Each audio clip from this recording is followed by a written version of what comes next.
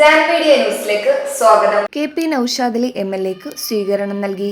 Indian acupuncture practitioners അസോസിയേഷന്റെ ആഭിമുഖ്യത്തിൽ പൊന്നാനിയിൽ നിന്നും പുതുതായി തിരഞ്ഞെടുക്കപ്പെട്ട KP നൌഷാദ് അലി MLAക്ക് സ്വീകരണം നൽകി. ലോകത്ത് ഏറ്റവും പഴക്കമേറിയതും ഗുണമേന്മയുള്ളതുമായ ചികിത്സാ രീതിയാണ് അക്യുപങ്ചർ എന്ന് നൌഷാദ് അലി MLA സ്വീകരണത്തിനുള്ള മറുപടി പ്രസംഗത്തിൽ പറഞ്ഞു. Indian acupuncture practitioners association Malappuram ജില്ലാ സെക്രട്ടറി PH സുബൈർ അധ്യക്ഷത വഹിച്ചു. ഇന്ത്യൻ അക്യുപങ്ചർ പ്രാക്ടീഷണേഴ്സ് അസോസിയേഷൻ സംസ്ഥാന പ്രസിഡന്റ് ഷുഹൈബ് റിയാലു, എറണാകുളം ജില്ലാ സെക്രട്ടറി അനസ് ഗഫൂർ, മലപ്പുറം ജില്ലാ vice president M Nusrath, Kannur ജില്ലാ പ്രസിഡന്റ് ബിൻസിറ, കോഴിക്കോട് ജില്ലാ സെക്രട്ടറി സാബിത് റിയാലു, കോഴിക്കോട് ജില്ലാ പ്രസിഡന്റ് ജംഷീർ അലി, സുഹറ നൂർ എന്നിവർ സംസാരിച്ചു. നമ്മുടെ നാട്ടുകാർ ആരെങ്കിലും കളിച്ചിട്ടുണ്ടെങ്കിൽ നമുക്ക് വലിയ അഭിമാനം ഉണ്ടാകും. ഇതേപോലെ എൻ്റെ സഹപാഠിയായ നൌഷാദ് അലി പൊന്നാനി ഇലക്ഷനിൽ നിന്ന് ജയിച്ചു എന്നുള്ളതിലുപരിയായി എനിക്ക് വളരെ അഭിമാനത്തോടെ പറയാൻ കഴിയും, ഇന്ന് പൊന്നാനിക്ക് വേണ്ടി പ്രവർത്തിക്കുന്ന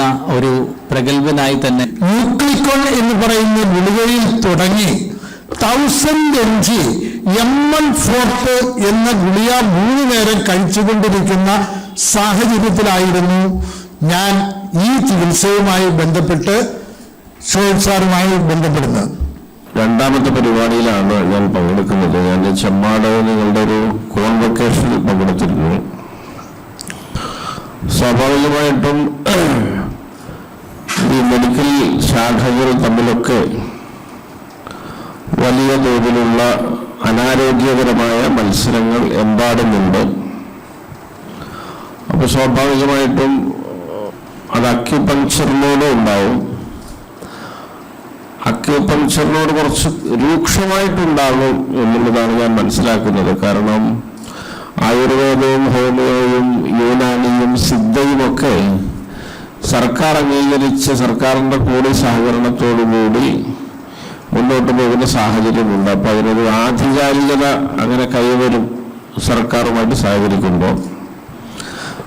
അങ്ങനെ ആധികാരികത കൈവരിച്ചവർ തമ്മിൽ തന്നെ വലിയ അനാരോഗ്യകരമായ മത്സരമാണ്. അലോപ്പതി ആയുർവേദത്തോടും അലോപ്പതി ഹോമിയോയോടും അതുപോലെ തന്നെ യുനാനി സിദ്ധ തുടങ്ങിയവയോട് ആയുർവേദം നടത്തുന്ന പോരാട്ടം. അങ്ങനെ ഇതൊക്കെ പരസ്പരം വലിയ അനാരോഗ്യകരമായ മത്സരങ്ങളുള്ള ഒരിടമാണ്. അപ്പോൾ അക്യുപങ്ചറിനോട് അത്തരത്തിലുള്ള ഒരു സമീപനം സ്വാഭാവികമാണ്.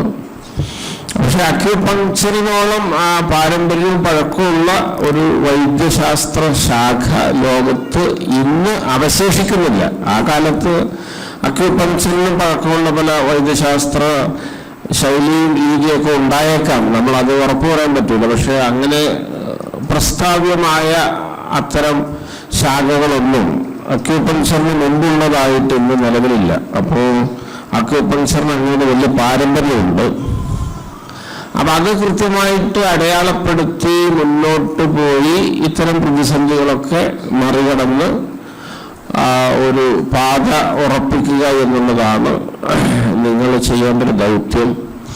അപ്പോൾ കാര്യങ്ങൾ ലെജിറ്റിമേറ്റ് ചെയ്ത് പോകുമ്പോൾ, അത് ഒരു നിയമവിധേയമായ ഒന്നാക്കി പോകുമ്പോൾ നമുക്ക് ആർക്കും തടുക്കാൻ പറ്റാതെ നമുക്ക് ധീരമായിട്ട് മുന്നോട്ട് പോകാം.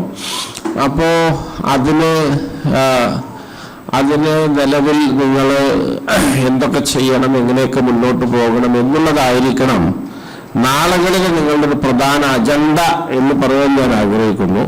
അത് നിങ്ങൾക്ക് തന്നെ ഒരു വിദഗ്ധ സംഘത്തെ, അത് സർക്കാർ തലത്തിൽ ബന്ധമുള്ള അല്ലെങ്കിൽ വിദ്യാഭ്യാസ വിഷയങ്ങളിലൊക്കെ വിദഗ്ധരായിട്ടുള്ള വൈദ്യശാസ്ത്ര രംഗമായിട്ടൊക്കെ ബന്ധമുള്ള എന്നാൽ വിശാല കാഴ്ചപ്പാടുള്ള മനുഷ്യർ കുറേ ഉണ്ട്. അപ്പം അങ്ങനെയുള്ള 2-3 ആളുകളെയൊക്കെ ഒരു കമ്മീഷൻ പോലെ ഒരു അഡ്വൈസറി കൗൺസിൽ പോലെയൊക്കെ വെച്ചിട്ട് ഇതിനൊരു സ്ട്രാറ്റജി നിങ്ങൾക്ക് ഉണ്ടാക്കിയാൽ നന്നാവും. കാരണം അങ്ങനെ സ്ട്രാറ്റജി ഉണ്ടാക്കുമ്പോൾ നാളുകളിൽ എങ്ങനെ പോകണം, ഏതൊക്കെ ഡിപ്പാർട്ട്മെൻറ്റുകൾ എന്തൊക്കെയാണ് അത് ബന്ധപ്പെടേണ്ടത്, എന്തൊക്കെയാണ് പ്ലാൻ, അങ്ങനെ ഒരു മാസ്റ്റർ പ്ലാൻ ഉണ്ടാക്കി നിങ്ങൾ പോയാൽ നന്നാവും. അതിന് വിദഗ്ധരുടെയൊക്കെ സഹായം നിങ്ങൾക്ക് ആരായാവുന്നതാണ്.